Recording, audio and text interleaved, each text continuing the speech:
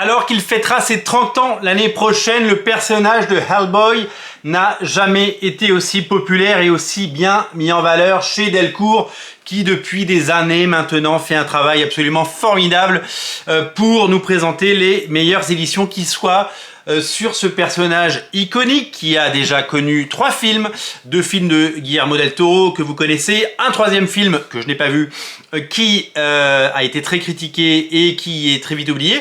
Vous le savez peut-être, un nouveau film, un reboot est en préparation. Il est coécrit par Mike Mignola et il devrait, on l'espère, être fidèle à ce personnage. Moi, je n'ai jamais retrouvé la beauté et la poésie de Hellboy au cinéma, même si j'ai beaucoup aimé le premier film de Guillermo del Toro, beaucoup moins le deuxième. J'aimerais que, ne serait-ce que physiquement, il ressemble beaucoup plus au personnage de comics et au trait de Mignola. Je sais que c'est difficile, je ne dis pas que je ferai mieux, je dis juste que ce sont mes souhaits. Vous le savez, le mois dernier est sortie la 7e intégrale Hellboy, avec Hellboy en enfer. Hellboy en enfer, c'était la dernière histoire d'Hellboy, puisque Hellboy, vous savez, Mike Mignola a décidé d'écrire la fin de la saga, donc ça se passe en enfer. Et c'est le dernier récit qu'il a dessiné. C'était il y a maintenant quelques années.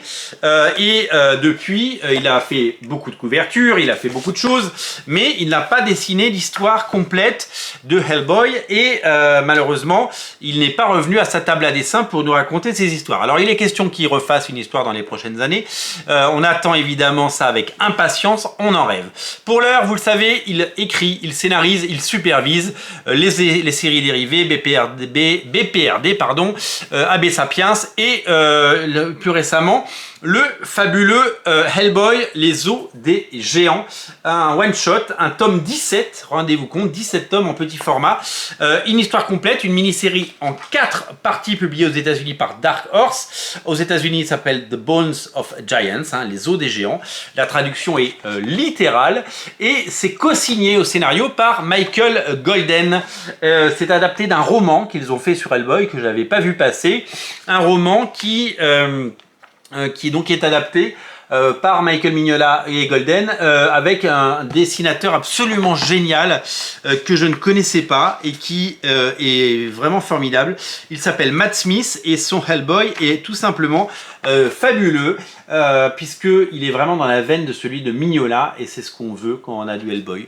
Moi j'aime le Hellboy de Mignola, j'aime aussi beaucoup celui de Corben, je trouve celui de Fegredo qui a fait 2 mini-séries superbes et je trouve que ce dessinateur a également quelque chose et que c'est véritablement chouette. C'est une histoire complète, c'est un bouquin à retrouver d'urgence, ça vient de sortir, c'est la grande nouveauté de la semaine chez Delcourt au rayon Hellboy.